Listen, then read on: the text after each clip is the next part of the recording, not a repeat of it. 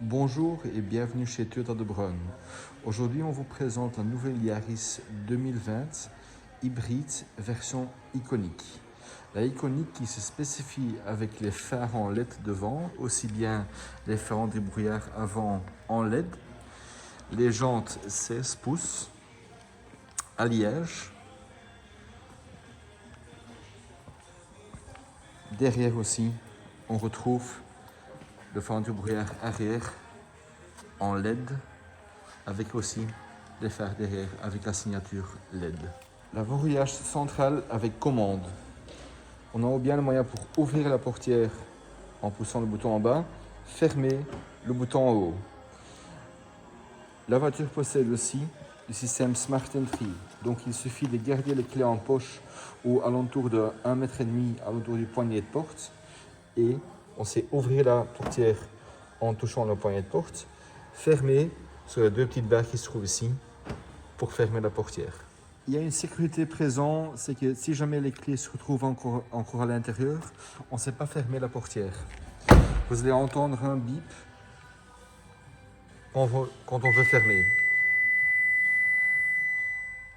Ouverture pour l'essence. On tire au poignet ici. L'entrée se trouve à gauche du véhicule. On tourne à gauche. On peut mettre ici. Alors on met le Euro 95, donc le E10, le Euro 95. Ça c'est l'essence qu'il faut. Sur la portière côté conducteur, on retrouve les 4 vitres électriques, avant, arrière sur la version iconique, verrouillage des fenêtres, côté passager et les passagers arrière, et aussi bien le verrouillage des portières. Ça ne se passe pas automatiquement, donc en roulant, vous savez verrouiller les portières et ouvrir les portières. Le joystick ici, ça c'est pour régler les miroirs à l'extérieur. Donc quand on le met à gauche, on joue là comme un joystick en fait pour les bouger. Aussi bien côté droit bien sûr. Les boutons qui sont en gauche en bas du volant sont là pour régler l'hauteur des phares. Elles peuvent toujours rester sur 0, sauf si on est vraiment fort chargé, alors on peut le changer en glissant, comme ça, jusqu'à 5. Mais comme on a dit, en général, on peut le laisser sur 0. Il y a aussi le bouton pour régler les grands fers de croisement, en fait. Si on les appuie, ça s'allume sur vert. Donc, si on laisse le levier pour les phares sur automatique, les phares vont d'office bien sûr s'allumer dès qu'on roule dans le noir ou qu'on entre dans un tunnel. Mais donc même si jamais il fait tout noir ou vous entrez dans un tunnel sans lumière, automatiquement elle met ses tout grands phares dès que vous entrez dans le tunnel. Bien sûr qu'ils vont s'éteindre si jamais il y a quelqu'un qui roule devant vous ou qui vous croise. Le levier à gauche du volant pour le réglage de phare. Comme on a dit, on peut toujours laisser sur la position automatique. Ça, c'est allumer les phares le jour et les grands phares. Vous voyez en même temps à droite sur l'écran que les phares sont allumés. Et aussi bien la deuxième signe, les phares automatiques. Les clignoteurs, gauche et droite. Mais aussi bien sûr moyen pour faire un petit clic et alors la voiture clignote 3 fois et elle s'arrête. Si les phares sont allumés, on va faire la simulation maintenant. On peut régler ici les phares anti-brouillard avant et avant-arrière. Pour les éteindre, on clique en bas. Le levier à droite du volant, c'est pour régler les essuie-glaces. Une fois en haut, c'est simplement une fois essuyé. Vous allez sentir qu'il y a une résistance dessus, donc dès qu'on la lâche, ça s'arrête. Une fois en bas, là, c'est le capteur de pluie. On peut régler la sensibilité ici, le moins sensible, le plus sensible. En général, je recommande de le mettre sur une position plus en bas qui est la plus sensible. Si ce n'est pas assez, on peut bien sûr régler avec vitesse normale ou rapide. Donc 2 fois en haut et se trouve de nouveau sur la position automatique. tirez le levier vers vous pour le devant, poussez pour l'arrière. Et pour puis l'essuie-glace arrière, position intermédiaire et position continue. Pour démarrer la voiture, il suffit de pousser sur le frein et puis appuyer sur le bouton Power. À ce moment-là, vous voyez que sur l'écran, au-dessus de P de parking, il y a le petit cadre avec Ready qui s'allume. Ça veut dire que la voiture est maintenant en route. Même si vous n'entendez pas le moteur, parce que comme elle a maintenant démarré sur l'électricité, c'est avec le cadre que vous savez voir si la voiture est bien en route. Les boutons à gauche sur le volant sont là pour régler l'ordinateur de bord, retourner dans l'ordinateur de bord, décrocher ou raccrocher quand vous recevrez un appel ou quand vous voulez entrer dans le menu Bluetooth. Il y a aussi le volume qu'on sait changer pendant qu'on appelle bien sûr, mais aussi bien pour régler le son de audio. Et puis il y a encore le voice dial, donc on sait parler en fait avec notre système multimédia pour appeler quelqu'un ou pour mettre une adresse dans le GPS. Avec le petit levier ici, on sait entrer dans les différents menus pour l'ordinateur de bord. On va d'abord les résumer. Donc, on a le menu pour voir la consommation et la consommation instantanée. Si on reste appuyé sur ce bouton ici, c'est la consommation moyenne qui va se mettre sur 0. Si on va à gauche ou à droite, c'est la même chose. On se voit dans la zone éco. Donc en fait, il va vous évaluer comment vous avez roulé avec la voiture. Dans le deuxième menu, on retrouve en fait le guidage ligne. Donc la voiture elle est bien équipée avec le Toyota Safety Sense avec plusieurs systèmes de sécurité. Un de ces systèmes de sécurité, c'est le guidage de ligne. Donc si jamais on dépasse la ligne blanche sans mettre le clignoteur, la voiture elle va vous avertir avec une petite sonorisation et aussi bien faire un contre-vol automatique. Donc dans ce menu ici, on voit en fait quelle bande on va dépasser. Deuxièmement dans le même menu, on trouve aussi la compasse. Troisième menu, ça c'est pour l'audio. Donc même par ici en fait, on peut changer de radio. Puis on voit ici le pression de pneus. On voit aussi, après le départ, la distance qu'on a fait et le temps écoulé. Et on retrouve aussi le moniteur d'énergie. Donc on sait suivre avec des flèches sur le dashboard pour voir sur quelle motorisation qu'on roule. Là, tous les paramètres qu'on sait régler. Sur ça, on revient immédiatement.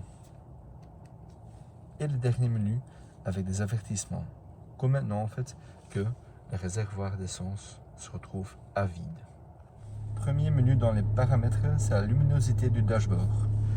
Donc en appuyant sur le bouton OK, on entre pour régler la luminosité du dashboard. Donc on sait diminuer ou augmenter la luminosité. Dans le deuxième menu, c'est le LTA, Lane Trace Assist, qui va vous aider pour maintenir le milieu de la bande. On sait activer ou désactiver quelques paramètres, comme le maintien du centre. Donc, le maintien du centre est d'office combiné avec le cruise control adaptatif. Donc qu'est-ce que ça fait? Elle va vraiment vous bloquer entre guillemets au milieu de la route, au milieu de la bande, pardon. Avertissement, ça peut se faire par deux moyens. Ou bien l'avertissement avec un vibrage en fait qu'on va sentir dans le volant, ou bien un bruit, donc un petit bip bip qu'il va faire. On peut régler encore aussi la sensibilité. Je vous conseille en fait de le mettre sur une petite barre, pas deux, parce que c'est trop sensible de mon avis. Donc une, c'est plus que suffisant. Et on a encore aussi l'avertissement de rouler et la sensibilité. Donc même sans cruise control adaptatif, si jamais on va vous diriger, on se dirige en fait vers une autre bande sans mettre les clignoteurs, elle va vous avertir aussi, ou bien avec vibreur, ou bien avec le double bip. Le prochain menu, c'est pour le PCS, Pre-Collision System. Donc il y a un moyen pour l'activer ou le désactiver. Je vous conseille quand même toujours de le laisser activer. Si jamais on est distrait, le PCS va faire un freinage automatique. Façon de dire qu'elle va d'abord vous avertir et si jamais il n'y a pas de réaction de votre côté, elle va intervenir automatiquement. RSA, Road Sign Assist. Donc en fait, la voiture elle capte aussi en fait des plaques qui sont à côté de la route avec la vitesse maximale qu'on peut rouler. Donc activer et désactiver. Quand on va l'activer, on va directement voir qu'elle capte qu'ici dans la rue, c'est une limite de 50 à l'heure. On a aussi le Dynamic Range Cruise Control en combinaison avec le Road Sign Assist. Donc si jamais on roule sur l'autoroute et on a mis une vitesse de 120 à l'heure, mais à un certain moment il y a une limite de 90, elle va vous proposer de directement aller de 120 jusqu'à 90 à votre choix. Ça c'est pour les paramètres des véhicules. Je vous conseille d'une fois aller dans le menu et voir si jamais vous voulez encore changer quelque chose. Mais en général, on a mis les paramètres comme on l'utilise en Europe, donc ça c'est plus que suffisant. Et aussi bien les paramètres du compteur pour changer la langue, luminosité, etc. Sur le dashboard côté gauche, on retrouve le P de la position dans quoi le levier de vitesse se retrouve. Donc le petit cadre avec le ready qu'on a vu là tantôt. Et puis aussi un écomètre. Donc on va voir qu'il n'y a plus de contour, mais en fait un écomètre. Avec la première partie ici, qui est le charging. Donc dès qu'on lâche le pédale d'accélérateur ou on freine, vous allez voir que l'aiguille, ou en fait les petites barres, vont se retrouver là-bas. Puis il y a une partie éco et une partie power. Donc au plus qu'on appuie sur le pédale d'accélérateur, au plus haut que les barres vont aller. Au côté droite, à gauche, on retrouve le réservoir ou la capacité de réservoir d'essence. Et à droite, la température du moteur. Et au milieu, la vitesse digitale. À droite sur le volant, on retrouve ici le bouton Mode qui vous permet, c'est pour l'audio, qui vous permet de changer de AM, FM, DAB, donc audio digital, USB, mais aussi bien le Bluetooth streaming. Donc même en connectant notre téléphone, on sait jouer la musique de YouTube ou Spotify ou peu n'importe. Ici c'est pour changer de chaîne ou changer de chanson. Puis le bouton ici pour le limitateur de vitesse et le cruise control, qui est aussi adaptif bien sûr, et le guidage de ligne, le Lane Trace Assist. Avec le bouton ici, on va régler notre vitesse pour le limitateur ou pour le cruise control adaptatif, donc pour monter et descendre la vitesse. Et cancel pour arrêter le limitateur ou le cruise control adaptatif. On va d'abord voir le limitateur de vitesse. Donc il suffit de cliquer sur le bouton 7 et on va la passer à la vitesse maintenant sur 30 à l'heure. Donc on peut régler ici, en montant en haut ou en bas, la vitesse qu'on veut rouler. Pour désactiver, on appuie de nouveau sur le bouton. Le bouton en haut, cruise control adaptatif. Et on peut régler alors là, ici, la distance qu'on garde par rapport à la personne devant nous. Façon de dire que 3 barres, c'est plus ou moins 70 mètres, 50 mètres, 25 mètres. Donc, on s'adapte en fait à la personne qui roule devant nous. Si nous on roule 120 et la personne devant nous 100 à l'heure, elle va s'adapter automatiquement. Pour arrêter, il suffit de aussi pousser le bouton. En dessous du dashboard central, on retrouve la prise 12 volts qui se trouve ici. Et aussi bien le chargeur sur induction. On va l'activer ici. Et puis on met notre portable. Donc ça marche en principe avec tous les nouveaux systèmes de Android. Donc aussi bien Samsung, Huawei, etc. Et aussi bien avec iPhone à partir de l'iPhone 7. Il suffit de mettre notre portable là-bas. La petite lumière va s'allumer en orange et on voit qu'elle commence à charger. La clim digitale, il suffit d'appuyer sur le bouton auto et c'est le réglage automatique qui va commencer. On va changer la température ici, plus ou moins. et changer comment elle doit souffler, plus ou moins. Mais donc en général, on peut choisir la position auto. Pour te désactiver, off, et de nouveau activer en poussant ici, on a le ventilation sur le pare-brise avant, dégivrage arrière avec aussi le dégivrage des rétroviseurs, changer la position où ce qu'il doit souffler. La clim aussi, elle a 3 positions ou 3 intensités, fast, normal, eco. Je vous conseille de le laisser sur eco. En général, elle prend toujours la température de l'extérieur à l'intérieur, mais on peut bien sûr aussi activer la ventilation à l'intérieur quand on se retrouve dans des embouteillages, dans un tunnel, ou quand il est vraiment très très chaud dehors pour refroidir la voiture plus rapidement.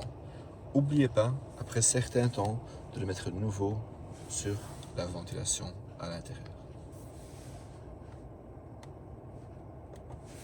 Et alors le bouton pour désactiver l'airco, pour simplement avoir la chauffage ou simplement souffler. Le levier de vitesse, elle se retrouve maintenant sur la position parking. Il y a un petit clic ici en bas, ou un petit bouton en bas, qu'on va tirer en haut pour changer vers arrière. Là, on voit aussi les caméras de recul qui s'activent. Position neutre, drive et B de freinage moteur. La position neutrale, on va simplement l'utiliser dans un car wash. Position B, moi je l'utilise personnellement sur une sortie de l'autoroute ou dans une descente dans les montagnes, qui vous permet de quand même gérer les freins, et aussi bien sur cette position là, elle va charger sa batterie un peu plus. Parking, simplement sur cette position là, ça vous permet de éteindre la voiture. Le frein à main fonctionne automatiquement. Vous allez voir maintenant que le frein à main est maintenant activé. Dès qu'on l'enlève du parking, vous allez voir que ça s'éteint. Et ça sera de nouveau dès qu'on le met en parking. Il y a aussi la position Halt qui vous permet, donc c'est en fait à activer à chaque fois quand on entre dans le véhicule, que si jamais on se retrouve devant un feu rouge ou dans un embouteillage, que vous savez enlever votre pied du frein. Le système multimédia, bouton Home, on va un résumé de la radio, téléphone, navigation. Deuxième bouton, c'est le menu. Donc c'est un résumé en fait de tout ce qui est audio, map ou carte, téléphone et aussi bien configuration pour changer par exemple la langue, horloge, etc. Donc aussi bien point de vue Bluetooth pour connecter un deuxième téléphone ou pour faire une mise à jour sur vos contacts. Audio pour changer la position où la musique doit jouer, pour changer la base, etc. Bouton audio. Ici, la source. Donc ici, on peut choisir qu'est-ce que vous voulez écouter. AM, FM, DAB, USB, Bluetooth ou Mirrorcast. Sur Mirrorcast, sur ça on va revenir tantôt. Les chaînes favoris que vous savez mettre ici. Le plus facile, c'est pour d'abord chercher sur liste des stations. Donc on a ici en fait une résumé de toutes les chaînes qui s'est bien captées. Donc qui continue ici. Pour mettre une chaîne radio, je prends l'exemple maintenant de Joe FM. On appuie sur favoris et on reste appuyé sur le numéro jusqu'au moment que ça fait un bip. Alors vous allez voir que Joe FM est maintenant activé ou programmé sur la position 1. On peut aussi encore le faire manuel, mais ça il faut pas faire attention. La première fois, on va connecter notre téléphone. On appuie sur Phone. Aucun périphérique Bluetooth n'est enregistré. On ajoute un maintenant. Vous faites oui. Et là, en fait, vous prenez votre téléphone. Moi, j'ai l'exemple ici d'un iPhone. On entre donc dans les paramètres.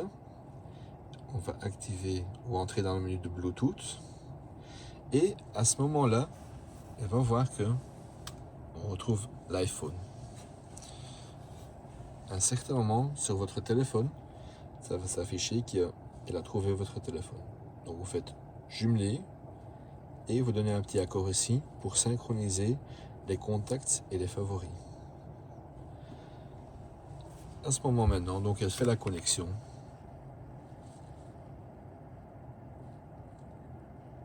Ça prend une bonne dizaine de secondes.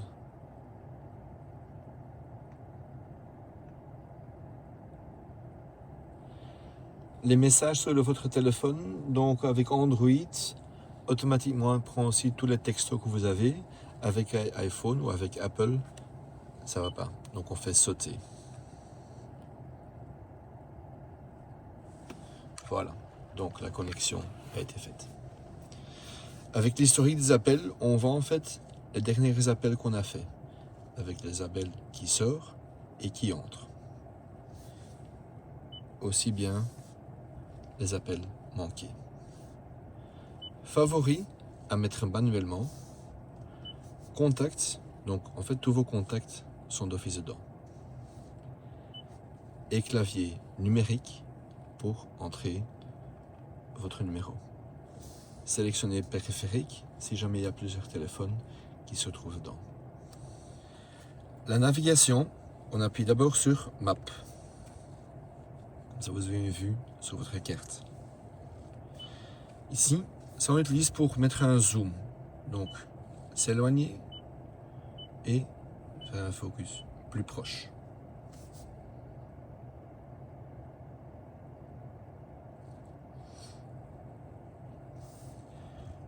Chercher un itinéraire. Changer le point de vue. Donc maintenant, c'est en 3D.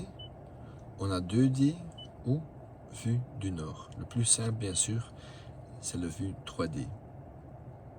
Et les petits boutons ici, qu'on va utiliser tantôt pour arrêter notre guidage. Pour mettre un itinéraire, qu'est-ce qu'on va faire? On va entrer une adresse. On choisit d'abord le pays, ville.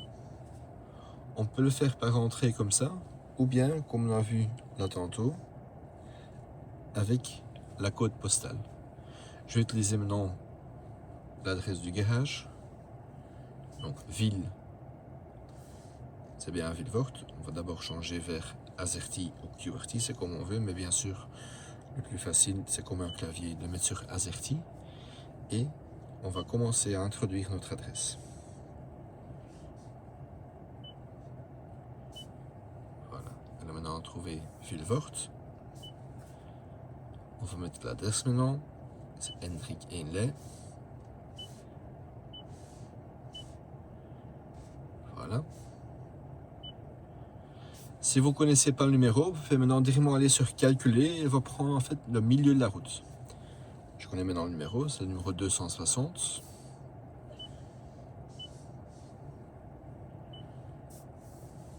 Voilà. Et on va calculer. Elle va toujours vous donner 3 possibilités. Bien sûr, là aussi, toujours prendre le plus rapide. Et le guidage commence. Pour arrêter le guidage, il suffit de pousser sur les 3 boutons et on fait fin du guidage. Si on appuie maintenant de nouveau ici et on fait récent, ici on retrouve les dernières 50 entrées qu'on a fait. Donc c'est toujours facile à retrouver les anciens itinéraires. Je vous explique maintenant le Smartphone Integration. Dans ce cas ici, le Apple CarPlay. Donc comme vous voyez, j'ai déjà connecté mon téléphone avec le câble d'origine. On l'entre ici dans la porte USB et vous allez voir sur l'écran immédiatement qu'il y a le Apple CarPlay qui est disponible pour ce périphérique. Sélectionnez l'option ci-dessus ici, vous pouvez toujours faire toujours activer. Là aussi sur notre téléphone, vous allez voir que il a fait la connexion d'office avec le Apple CarPlay. Donc toujours activé. Entrez le code et vous allez voir que le CarPlay est activé.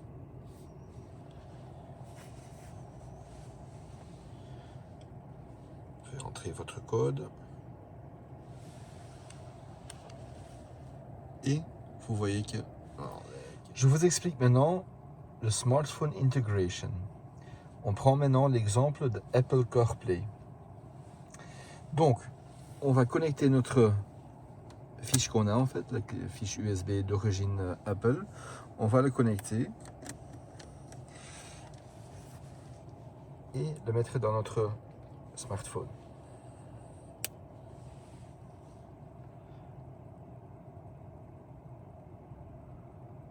Vous allez voir à ce moment-là sur l'écran que le Apple CarPlay va s'activer. On a un petit raccourci ici à la ligne le plus prise, mais on a aussi bien téléphone, musique, carte, message, Maps et Waze. Prendre le plus connu donc le Waze. Et là aussi, chercher un itinéraire, prendre le clavier et on commence à chercher. On prend de nouveau le même exemple, Hendrik est là chez nous. Voilà, il se trouve là-bas déjà. Et ça commence. Pour arrêter, il suffit de cliquer sur l'écran et stop. Voilà, c'était l'explication pour la nouvelle Toyota Yaris hybride iconique. Je vous souhaite beaucoup de chance avec votre nouveau véhicule et si jamais vous avez plusieurs questions, n'hésitez pas à nous contacter par téléphone ou par email. Merci, au revoir.